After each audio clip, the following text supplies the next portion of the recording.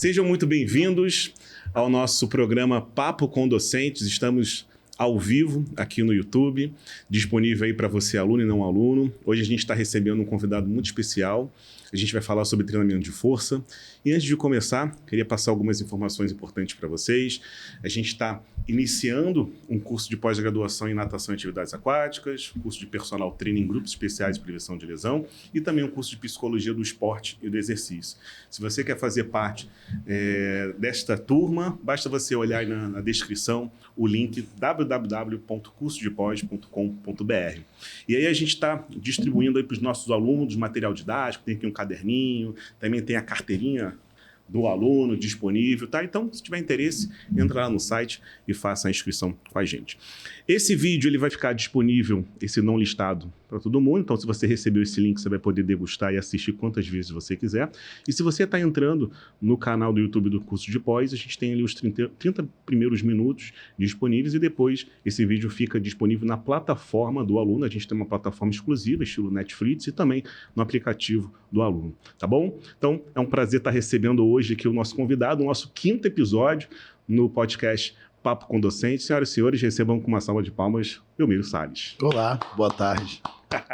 Seja muito bem-vindo. Finalmente, né? Finalmente. A gente está aí para fazer o podcast desde a época do Promovecast, quando a gente já estava participando. Você já tinha sido ali um dos primeiros. A gente colocou o Simão em segundo. O primeiro foi justamente a gente conversando, eu e o Sandro, que a gente fazia o programa junto. A gente falou, cara, tem que trazer o Belmiro, a Ingrid não estava aqui no Brasil. E eu estou muito feliz de estar recebendo você aqui, porque você participou muito da minha formação acadêmica, né? Ali fazendo a trajetória do mestrado e do doutorado, eu tinha você ali como um colega do mestrado, que eu não entendia muito bem, que já era doutor. Falava, cara, o Belmiro é meu colega de mestrado e ele já é doutor, mas ao mesmo tempo... Estava fazendo doutorado. Estava fazendo, né? Eu concluí o mestrado ainda antes do doutorado, mas entrei depois. Mas era algo para a gente, assim, muito inspirador. E aí, quando a gente olhava na educação física, a figura de um aluno, de um acadêmico, que o Simão te elogiava tanto, serviu foi uma referência incrível para mim. E ter você na minha banca de mestrado e doutorado foi um grande prazer. Então, estou muito feliz de estar recebendo você aqui hoje. Cara, é um prazer estar aqui com você hoje. Você é um grande amigo, né? Então, tenho certeza que vai ser enriquecedor para todos que estão assistindo e para a gente também, né? Bate-papo é sempre bom. Bate-papo é sempre bom. Eu estou aqui com algumas informações do professor Belmiro, graduado em Educação Física. Eu vou ser breve, obviamente, porque são muitas informações, o currículo é muito extenso, mas eu vou falar as principais titulações. Graduado em Educação Física pelo FRJ, especialista em musculação pela Universidade Gama Filho, mestre em Educação Física, doutor em Fisiopatologia Clínica pelo ERJ e pós-doutorado pelo FRJ. Professor Belmiro tem mais de 90 artigos, acredito que seja mais. Hoje são 100, 100 são mais de 100. Científicos publicados, 100 artigos científicos publicados, não é para qualquer um não, né? Mais de 30 deles em periódicos internacionais de alto fator. Hoje deve ser mais de 50. Mais de 50. Você tem que atualizar isso aí então um pouquinho. Fora os livros, os e-books, né, os capítulos de livros, revisor de diversas revistas científicas, palestrantes. Eu vi você falando no podcast, a quantidade, teve um ano que você viajou não sei quantas cidades. Quase todos os finais de semana. Quase todos os finais de semana. E tinha final de semana que eram 3 palestras, né? 3 palestras no final de semana. Não dá sangue, não. Isso no tô me afastando desse ritmo. De 2015 a 2022, cerca de 15 mil espectadores, atuando também na área prática, né, e também como membro de diversas entidades internacionais. Belmiro, com um currículo tão extenso desse, você hoje é uma das grandes referências, se não for a maior, uma das grandes referências na área do treinamento de força, na área da educação física no nosso país. O que você tem a dizer sobre aquele jovem, né, que está iniciando, que olha para você como uma inspiração? Porque eu dou aula na graduação e eu vejo muitos alunos falando de você. Professor, você conhece o Belmiro? Eu tenho o Belmiro como referência. Como é que cara, chegar hoje numa situação onde os jovens se inspiram em você? Cara, é muito gratificante, né? É uma realização, né?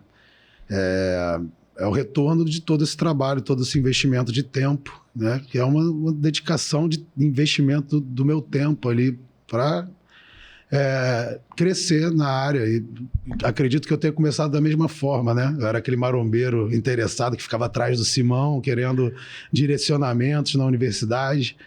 E acredito que muitos chegam da mesma forma, né? Nessa empolgação, nesse interesse pela área acadêmica, querendo virar palestrante ou mestre, etc. Às vezes não sabe muito o caminho das coisas, às vezes quer pular etapas, né? Então, assim, mas eu vejo uma galera realmente se inspirando em mim e acho extremamente gratificante né, o retorno de toda essa formação aí, né? Eu lembro do Simão comentando, na época do mestrado, ele falando assim, teve um aluno que chegou até mim na graduação perguntando sobre o livro do Arnold Schwarzenegger. Ele conta essa lenda aí, que eu andava com a enciclopédia do Arnold embaixo do braço, que eu queria investigar os métodos que eles usavam.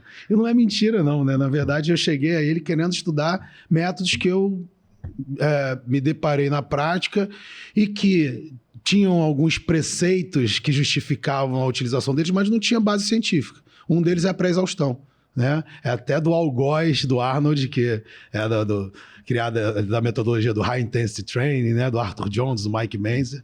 É até engraçado, mas foi o primeiro método que eu quis estudar, né? Então, os primeiros estudos foram sobre métodos, sobre pirâmide, sobre pré-exaustão, sobre intervalo entre as séries, né? Intervalo de recuperação, que é algo que eu estudo até hoje, uma das variáveis que eu mais estudei, né? Mas foi isso. O Simão brinca que eu perturbava ele, que eu era chato, etc., e que ele resolveu me estressar e me estressando, né? Criando demandas que ele achava que eu não ia atender, eu atendia e superava o que ele tinha como expectativa, né? Então ele pedia para eu fazer um fichamento do artigo, eu já fazia um resumo de vários artigos, ele falou, você lê inglês, pô, já começou a olhar de forma diferenciada, e ao longo da graduação eu mudei daquela mentalidade de querer me formar um grande personal, né? Porque eu entrei na universidade já maromba querendo ser personal, não pensava em área acadêmica. E aí encontrei o Jefferson logo no primeiro período falando, né, dos títulos dele, falando de pesquisa. Eu falei, cara, que legal. Meu pai foi pesquisador, né? E aí eu fui falar com ele, pô, como é que eu faço para fazer pesquisa e etc. Ele falou, cara, se tem algum professor que faz pesquisa, você conversa com ele, vê se ele tem um grupo de pesquisa. Se ele não tiver um grupo de pesquisa em musculação, propõe, né, um grupo de pesquisa. E foi quando eu fiz o contato com o Jefferson, antes mesmo do Simão entrar, né? Então essa história do Simão é um pouquinho, né, meio fake, né? Porque eu já estava ali meio que inserido, mas realmente era maromba, ficava atrás dele, ficava com alguns artigos que eu de pré-exaustão que eu achava limitados, que faziam atividade eletromiográfica. Pô, pré-exaustão, obviamente a ativação vai cair, né? Se o músculo está pré-exaurido, obviamente a ativação sofre redução, né? Então, eu tinha esses questionamentos que surgiam na prática, na leitura de revistas especializadas, de livros, e queria responder, né? E, né, voltando, entrei querendo ser um treinador, né? Um treinador referência. Tinha alguns treinadores referências ali na Zona Sul. Eu sempre cito o Xande Negão, que era alguém que eu via na Resport Center trabalhando, eu treinava lá. Então, eu falava, cara, que legal, né? O cara treina ali uma galera e tal. E entrei na faculdade querendo fazer isso, ser personal. E ao longo da faculdade que eu me deparei com a pesquisa e já me formei querendo voltar como professor, né? Então, ao longo da graduação, meio que fui um dos membros fundadores do grupo de pesquisa com o Jefferson. Logo depois o Simão entrou, no ano seguinte, então era 2004, 2005 o Simão entrou. Aí eu colei no Simão, o Simão era o cara, eu falei, cara, eu quero a pesquisa, então vou colar no cara que é o cara da pesquisa no treinamento de força. E aí fiquei atrás dele. O resultado foi que, ao longo da graduação, eu produzi, né, a minha monografia. Ela acabou resultando numa revisão na Sports Medicine, né, que é a revista de maior fator de impacto da nossa área, e no artigo original na revista Motricidade de Portugal. E aí, quando eu fui fazer ali participar do processo seletivo para mestrado na UERJ, em fisiopatologia, que ainda não tinha mestrado na UFRJ em educação física, a chefe do laboratório falou, cara, você tem tempo, você tem pressa de tirar o título de mestre rapidamente? Porque você tem produção, né, você tem base para ir direto para um doutorado. Então você pode ir direto para o doutorado e, né, em 4 anos você tem o título de doutor sem ter o título de mestre. E aí foi que eu entrei direto no doutorado, né, engatado da graduação. Entrei no doutorado, na especialização da Gama Filho ao mesmo tempo. Loucura. E aí, quando eu terminei a especialização, surgiu a vaga no mestrado, eu tinha uma coleta de efeito hipotensivo, que era algo parecido até com o que eu tinha feito, estava fazendo doutorado, estava fazendo efeitos vasculares do treinamento em mulheres. Aí, na UFRJ, eu defendi com a coleta do efeito hipotensivo do treinamento em idosos. Que é efeito vascular da musculação, né? A mesma linha, mais ou menos. Eu lembro da gente participando dos grupos de pesquisa no mestrado, e eu lembro que naquele início eu estava ali iniciando o meu pré-projeto para entrar no mestrado e você já estava ali dentro. Lembro perfeitamente das bancas, das apresentações, que você, assim, era legal de se ver, porque a gente eu sou fim do esporte, né? Então eu respeito muito a questão de hierarquia, entendo que o processo é sempre para melhoria dos alunos. E eu lembro que você fazia os questionamentos e tinha aluno que não aguentava, desistia. E você numa situação ainda ali de um acadêmico, né? Fazendo curso de doutorado, mas com uma facilidade de questionar qualquer tipo de trabalho. Eu falava, cara, quero chegar ali e apresentar. Simão, né? Eu falava, quero apresentar e não quero passar por isso. E estimulava ainda mais estar estudando. E você ia na ferida de forma muito pontual com classe. Ó, conferir aqui as tuas normas. Isso. E aí, assim, a importância de você gerar qualidade, né, nos acadêmicos. Eu, nesse período, fui fazer disciplina isolada na Fiocruz, lá na INSP, e aí comecei a fazer o processo seletivo para o doutorado. Porque eu falava, pô, o meu amigo está fazendo um doutorado lá, e eu vi aqui no edital da INSP que não tem exigência do mestrado. E comecei a fazer de onda. Só que eu fazia para a saúde pública, que é uma área qualitativa que eu não tinha condição nenhuma de entrar. Minha área era quant. Aí fiquei fazendo. Quando eu terminei o mestrado, eu fiz para epidemiologia, passei e consegui ingressar. E aí, assim, a gente percebe que o nível do aluno hoje que está indo para o mundo acadêmico não é igual na nossa época. E talvez o anterior também a nossa, a gente fosse até um pouco mais inferior. Isso depende muito da base, né? Da base escolar. Você falou do inglês. O aluno do primeiro período de uma graduação numa universidade da Inglaterra, lá em Londres, ou de Harvard, o que ele está aprendendo, o que os nossos alunos aqui estão aprendendo? A facilidade lá é língua. Eles olham um artigo científico numa Sport Medicine, por exemplo, eles conseguem interpretar uma estatística. Os nossos alunos vêm com uma fragilidade muito grande.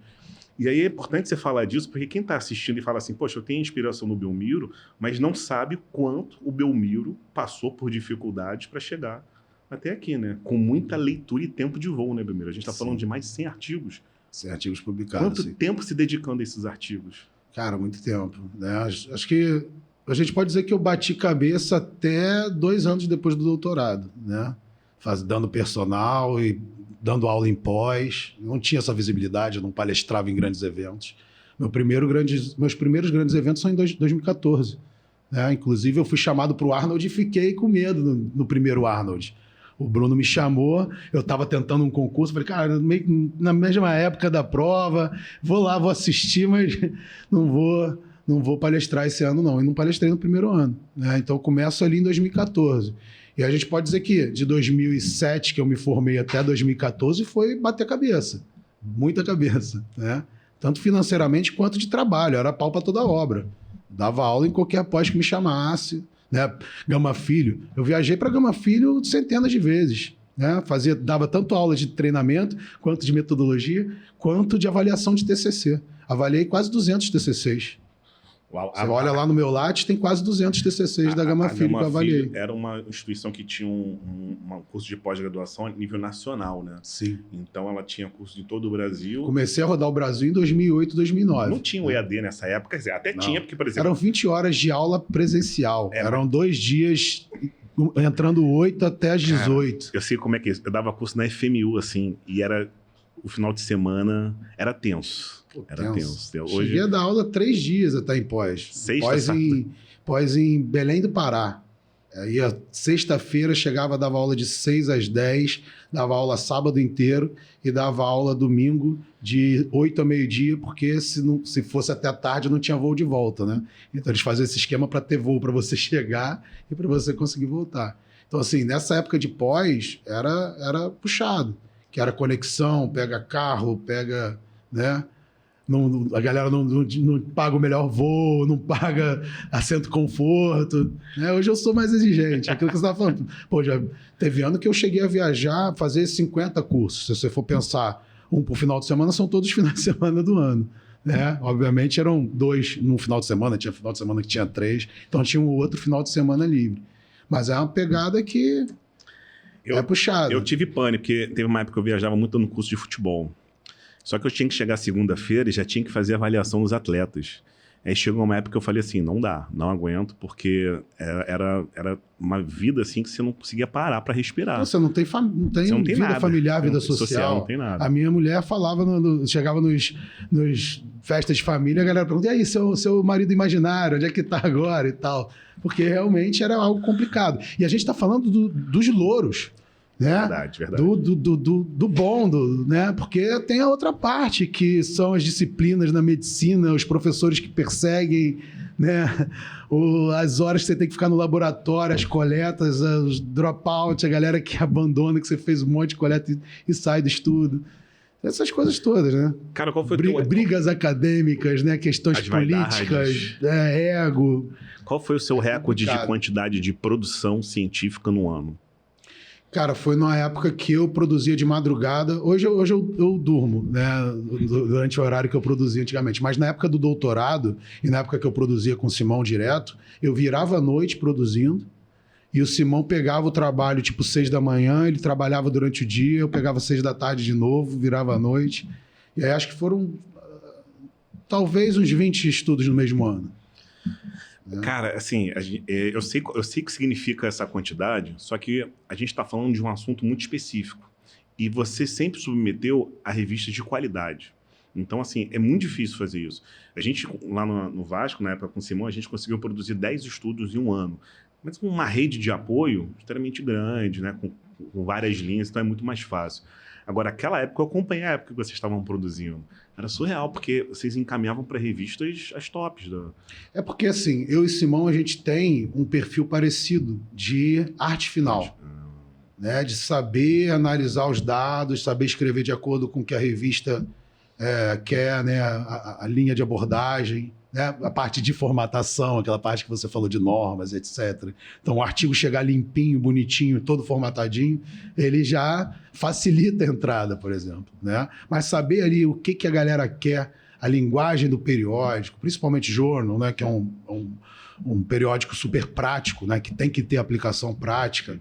E aí muita gente recorria a gente. E gente boa, com boas coletas. Né? A galera do Sul, o próprio Polito. A gente tem várias parcerias com o Marcos Polito, que são de coletas que ele fez lá no laboratório dele. Assim como outros, com Tácito, com outros grandes pesquisadores aí, que faziam a coleta e recorriam a gente nessa época, porque a gente tinha esse... Né? Então a rede também era grande de vocês. Tem uma rede grande. Eu lembro uma vez que eu comprei um livro de epidemiologia do Pedro Alau. Eu estava estudando epidemiologia, estava perdido. E aí eu estou na livraria lá da Fiocruz, encontrei atividade física e epidemiologia. Eu falei, opa, como assim? Porque lá dentro não tinha ninguém da educação física que falasse na minha linguagem. Peguei o livro dele e entrei em contato com ele. Falei, professor, eu estava desistindo do curso aqui de doutorado. E nesse período, eu fui fazer o doutorado com o Simão em educação física. Só que o Pedro Alau me fez não desistir. Ele falou, não, cara, me deu orientação, vou para tua banca. Ele falou, você só tem um erro que você é vascaíno, que ele é flamenguista fanático. E aí eu lembro que eu estava com um livro assim, o Simão olhou o livro e falou, ele me chamava de Carlos, né? Carlos, eu só não tenho mais publicação que esse cara na educação física. Aí eu fui ver, o Pedro Alau tinha mais de 500 estudos, isso já tem muito tempo. Mas porque a rede dele era no mundo inteiro. Ele ainda não era conhecido, né? Porque ficou bastante conhecido na época da pandemia. Na pandemia, né? Ele virou reitor da Pelotas. Na TV, ele começou, hora falar ele começou como aluno de educação física do curso da Universidade Federal de Pelotas, virou professor da universidade, virou reitor. Ele conseguiu, na CAPES, uma bolsa de 12 milhões, porque lá tem um estudo de coorte de 40 anos. Ele conseguiu 12 milhões para pesquisa. E ele teve, obviamente, durante a pandemia, uma visibilidade incrível. Assim, eu sou muito fã dele. E aí o que me chamou a atenção foi essa questão da rede, né, de relacionamentos relacionados à produção acadêmica. Como é que está a sua rede hoje, em termos de produção? Então, hoje a minha produção é só pela rede. Né? Então, esse ano eu consegui publicar 5 artigos, né? Apesar de estar completamente afastado do laboratório, né?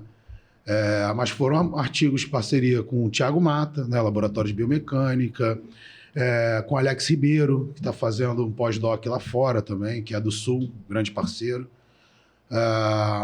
De alunos do Evaldo, que saiu finalmente da dissertação dele de mestrado, um artigo com Kettlebell. Então, são estudos que eu já trabalhei, do aluno da Ingrid, do Marcelo Corzo. Né? São estudos que a gente trabalhou lá atrás, que participou da banca, ajudou na dissertação e etc., e que vão saindo aí um certo delay, né? Pode dizer, mas são todos, né, com dados extremamente relevantes e atuais. Então, né, apesar de ter sido coletado já há algum tempo e ter demorado um pouco para ser publicados, continuam sendo extremamente relevantes e pertinente para o momento atual. Legal, eu falei das normas quando eu vi você uma vez questionando o aluno com suas referências, assim. A gente é de uma época que o professor olhava a referência por referência e fazia as correções. E eu lembro que na minha banca de mestrado, o Simão olhou para mim e falou assim: Carlos, todas as suas referências estão erradas. Pô, no meio da defesa. Eu falei, como assim? E eu falei assim, eu vou para a banca de doutorado, eu não vou deixar isso acontecer. Foi quando eu fui buscar cursos de editores bibliográficos. Comecei estudando Zotero, tanto que eu cheguei na banca e não tive nenhum problema com relação a isso. Mas você percebe hoje que há uma grande fragilidade na escrita dos professores? Cara, é muito engraçado isso, porque eu sempre falo dessa linha do tempo, né? Se a gente for pensar a época do Simão, para ele conseguir acesso a um novo estudo, ele tinha que ir lá pegar o periódico, né, papel, ou encomendar na época do Simão, eu acho, né? na biblioteca, né, da universidade, pagar, né? Acho que era MESH o nome. Então, era encomendar no MESH lá e ter acesso. Quando eu entrei na graduação, eu também tinha acesso a estudos com pelo menos um delay de 6 meses na biblioteca da universidade. No doutorado, eu já tinha acesso ao portal CAPES da minha casa, mesmo assim com um delay. Hoje, o artigo, antes de ser avaliado no periódico, ele já está disponível na internet. Entendeu? Ele foi aceito no periódico, ele é disponibilizado na internet. A galera encontra no SciHub todos os estudos de todo mundo gratuitamente. Não precisa nem no SciHub, não precisa nem no site russo. Você pode ir na ResearchGate, que é oficial, no perfil do pesquisador, no meu perfil, você vai encontrar quase todos os meus artigos lá disponibilizados. Né? Não foi nem eu que disponibilizei, são outros coautores, etc. E ele pode te pedir algum também. E aí, cara, eu tinha que desenhar o neurônio na época que eu fiz anatomia, sacou? Hoje você entra no YouTube e você vê o caminho do impulso nervoso passando pelos... Entendeu? Tudo em 3D. Então, assim, o acesso à informação é muito mais rápido, a informação está muito mais disponível. E parece que a galera, né, tá muito mais alienada, sacou? Porque é muito mais fácil hoje. Antigamente a gente corria muito mais atrás para ter acesso a uma evidência científica. E quem estava antes da gente tinha mais dificuldade. Hoje ainda tem a galera fazendo análise na internet, né? Tudo bem, tem muita análise ruim, mas se você seguir os bons players, né, os bons influenciadores, eles fazem análises excelentes de estudos científicos que acabaram de sair. Né? O Walter mesmo estava hoje publicando lá uma análise de um estudo que acabou de sair. Né? Então, assim, hoje a gente tem acesso a muito mais informação, a muito mais conteúdo, né? E parece que a galera está mais alienada, está mais perdida, tem mais dificuldade em entender o básico, às vezes. Aquela máxima, né? Vendo banana de 3 às 5 da tarde, nas terças e quintas. A pessoa, pô, posso passar na quarta? Pô, mas tem laranja? Pô, mas... Entendeu? Cara, mas assim, a gente percebe que as notas educacionais do nosso país, elas são caóticas. Quando você pega a nota do PISA, eu falo isso com muita frequência, o Brasil é penúltimo pela nota. O que é a nota do PISA? Ela avalia português, matemática e biologia, ciências. Alunos com 15 anos de idade, escola pública e privada, no mundo inteiro. O Brasil é o penúltimo na América Latina. Assim, a gente só ganha do Peru. Então, a nossa educação, ela é um caos. Aí você fala assim da educação física. A gente tem a OMS, o American College Sport Medicine, American Heart Association. As principais entidades de sociedades no mundo dizem o seguinte: o jovem tem que realizar atividade física pelo menos 5 vezes por semana. Então, num país de primeiro mundo, você tem a educação física / o esporte dentro da escola integral. Cara, aqui a gente tem a educação física, se tiver, porque a realidade é que não tem, eu dou aula na escola pública, se tiver, 1 vez por semana. Então, estou falando da educação física, imagina do inglês, da matemática, do português. Então, assim, a preocupação tem sido justamente essa, porque quem está chegando num nível muito ruim. E aí, quando a pessoa fala assim, tá, mas o jovem, o que eu preciso fazer para melhorar? É o tempo de voo. Esse tempo de voo é leitura. E aí, ao invés de a pessoa estar lendo, ela está no TikTok, ela está no Reels, ela está em algumas situações que faz ela perder tempo.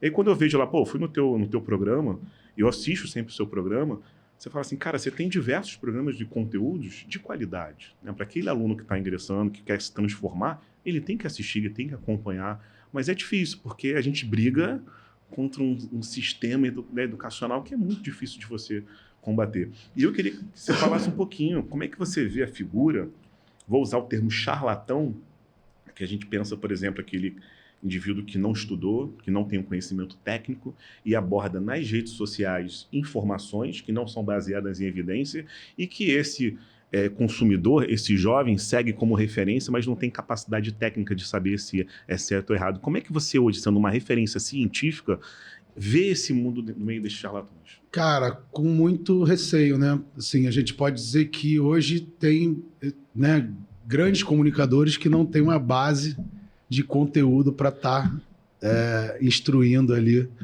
os seus ouvintes, né? Os seus telespectadores.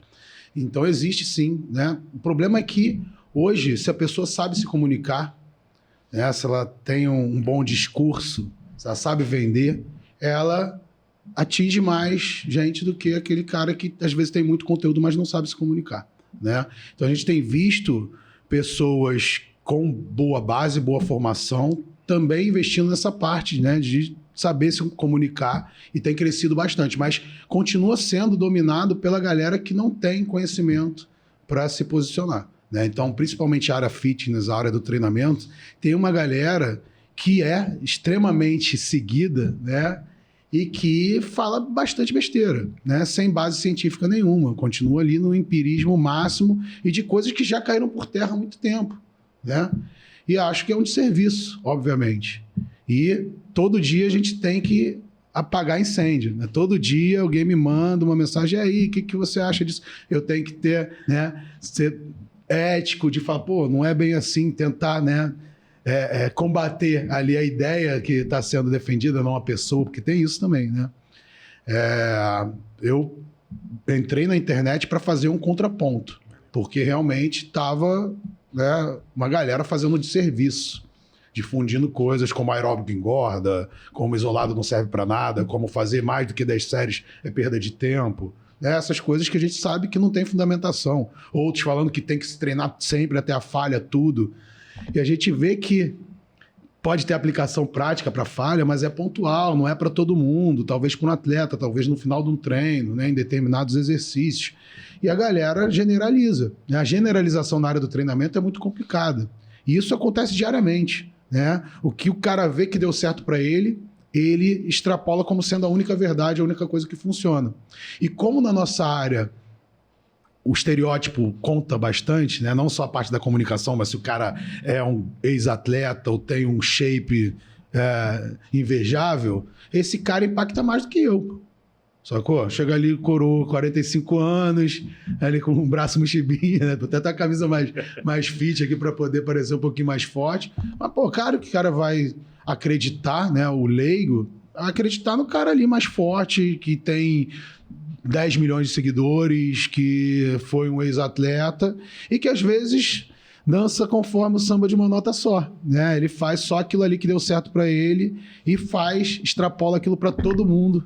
Clientes de consultoria, né? O Ctrl-C, Ctrl-V. E tem a galera fazendo grana, assim, né? Milionário fazendo consultoria na base do Ctrl-C, Ctrl-V.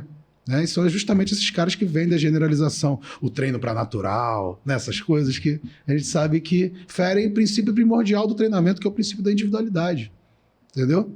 A gente sabe que não tem receita de bolo e a galera quer vender receita de bolo e quer escalar vendendo receita de bolo, né? E ainda tem a galera que hoje se posiciona de forma crítica à pessoa, com os reacts, né? Então, eu acredito que a forma ética de se posicionar na internet é combatendo uma ideia que você não concorda, né? Não precisa citar nomes nem apontar ninguém, como a galera está fazendo hoje, né? Nesses reacts que ridicularizam o profissional. E acho que isso só acaba descredibilizando a nossa área, né? É complicado. Não, e você, assim, o nosso público aqui é um público mais de professores, né? Eu vejo que você, quando fala, você fala para a população como um todo. Porque tem aquele marombeiro que está lá na academia, ele fala assim, cara, o Belmiro tem uma linguagem didática, entendi o processo. Aqui a gente tem um público muito mais específico. A gente está mais falando para os acadêmicos. Os acadêmicos, né? Mas recentemente você fez uma obra, você desenvolveu um produto, um livro, que foi incrível, cara. Eu arrisco-me a dizer, acho que eu vi isso, queria que você confirmasse, que talvez não tenha tido um livro na educação física que tenha sido tão vendido, né? Então, quem falou para eu abraçar esse discurso foi o Bruno Falcão, né? Lá do Arnold. E ele falou, cara, você é o cara que mais vendeu livros na área da educação física. Eu falei, pô, será que sou? Ele falou, cara, ninguém nunca, né, levantou essa bandeira. E você realmente, assim, que eu saiba, ninguém vendeu mais do que 40 mil livros na área. Então, cara, assume isso aí. Fala que realmente o seu best-seller da educação física. Se alguém quiser questionar, vai questionar. Ninguém questionou até hoje, né? Não sei se um Fleck Kramer talvez tenha vendido em todas as edições, mas talvez eu seja o best-seller aí nos últimos 4 anos. Podemos dizer assim. Acredito que assim, quando a gente fala educação física, por exemplo, Bernardinho, provavelmente por ser um profissional de educação física, talvez ele, não sei, ou o próprio Vanderlei Luxemburgo, que são mais da área do esporte, né? Que aí tem uma outra relação. Mas a gente falando da educação física específica, acadêmica, eu não vejo outro profissional que tenha, não conheço. Eu tenho uma história engraçada com o Bruno. Eu lembro que em 2007, 2008, a gente tinha muito naquele... Eu conheci o Simão nos congressos, né? Do Padilha. E eu lembro uma vez o Bruno São Paulino, né? Eu levava sempre um charuto para ele, do Corriba lá, porque ele ficava zoando na época do Eurico, do Vasco. Eu levava sempre um charuto para ele. Aí um dia ele chegou e falou assim, não, porque eu devo sair aqui da empresa, eu vou montar minha empresa, vou começar a fazer isso e tal. Aí ele falei assim, pô, Bruno, não faz isso não. Continua aqui. Ele, pô, como assim? Tá todo mundo falando para eu sair, para eu seguir os meus sonhos e tal. Eu falei, não, continue. E você falando não. Conclusão, graças a Deus que ele saiu, né? Hoje ele tá bem, esse evento... Hoje é um dos maiores, assim, em termos de empresário da educação física, porque hoje não é só da educação física. Mas a galera não sabe que ele é original da educação física. Que ele começou como aluno do Simão nesses cursos aí. Né? Então ele é da educação física. Hoje ele é o cara dos eventos, né, do Arnold, de eventos de nutrição, né? Não, o evento que eu lembro que esses eventos que eu ia lá em Goiânia, em Brasília, cara, é incrível assim pela organização dele. E hoje o Arnold é o principal evento hoje no... Sim, é um dos principais. A gente tem o Fitness Brasil também, junto com o IRSA, juntou esse ano. Inclusive eu já estou nos 2 do ano que vem, né? Tanto o Arnold quanto o Fitness IRSA. Já fechei, né, desses dois eventos. Legal. E são os 2 maiores. Tem o ENAF também, né, que é um grande evento. Só que é mais frequente, né? O ENAF, você tem dezenas de edições por ano. O Arnold e o IRSA Fitness são uma edição, né? Os 2 são... A gente tem uma mentoria para TCC. Os alunos, o TCC hoje na pós-graduação ele é optativo. Então, na primeira disciplina que o aluno tem é de metodologia científica. E a gente estimula muito que esse aluno faça o TCC. E aí esse TCC, ou pré-projeto para um possível mestrado, doutorado, ou até mesmo dissertação, tese ou um artigo, ele é prático com esse intuito. Vamos fazer a produção de um estudo acadêmico visando algo nesse sentido. Fez a pós? Vai fazer o mestrado, vai fazer o doutorado. E aí a gente tem percebido o seguinte, como diminuiu esses congressos com produção acadêmica, né? Sim. Antigamente era muito comum você, na graduação, ter o estímulo de apresentar o seu trabalho. Eu, no 6º período de faculdade, eu fui para Cabo Frio apresentar o meu resumo, tal. Cara, hoje não tem mais isso. Então, continua tendo, só que não tem uma visibilidade tão grande, né? Acho que talvez tenha menos, mas continua tendo Congresso Brasileiro de Biomecânica, o próprio Cela Fisques, né? Da Sociedade Brasileira de Medicina do Esporte, né? Só que a galera não divulga tanto na internet. É que diminuiu um pouco, será?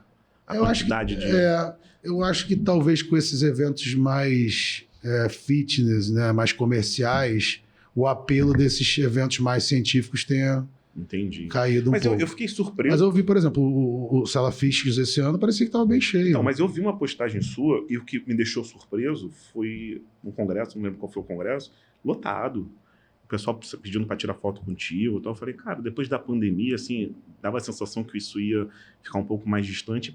Pode ser que esteja voltando, né, os congressos tradicionais, né? A gente tinha muito congresso tradicional. Congresso tradicional científico eu já não vou há bastante tempo, né? Acho que o último que eu fui foi o que eu organizei, né? O Citrem, que a gente teve com pôster, foi, eu acho que o Citrem 2.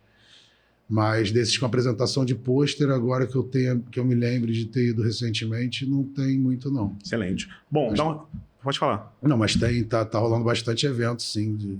Perfeito. Belmiro, a gente vai dar um recadinho agora para você que está assistindo. A gente vai fazer algumas perguntas dos alunos aqui da Pós. Você que está assistindo esse vídeo no canal do curso de Pós, a gente está fechando por aqui. Você assistiu uma degustação e a partir de agora o podcast segue na plataforma do aluno, exclusivo para o aluno, para a gente destinar aqui todas as informações. Não deixa de seguir o Belmiro nas redes sociais. Provavelmente ele vai colocar também lá os vídeos, os reels. Passa para a gente aí o Instagram. @desales com 2 L's. Desales. Engraçado, eu sempre coloquei Belmiro Freitas, mas o Desales não é junto, é separado. É separado. Mas não sei, tem gente que bota às vezes junto lá. Tá junto porque é do Instagram, né? Eu olhei junto. lá e falei, cara, Belmiro Desales é separado. Mas siga lá o Belmiro, manda mensagem lá para ele, tá? E qualquer dúvida que você tiver, entre em contato com a gente, tá bom? Um abraço.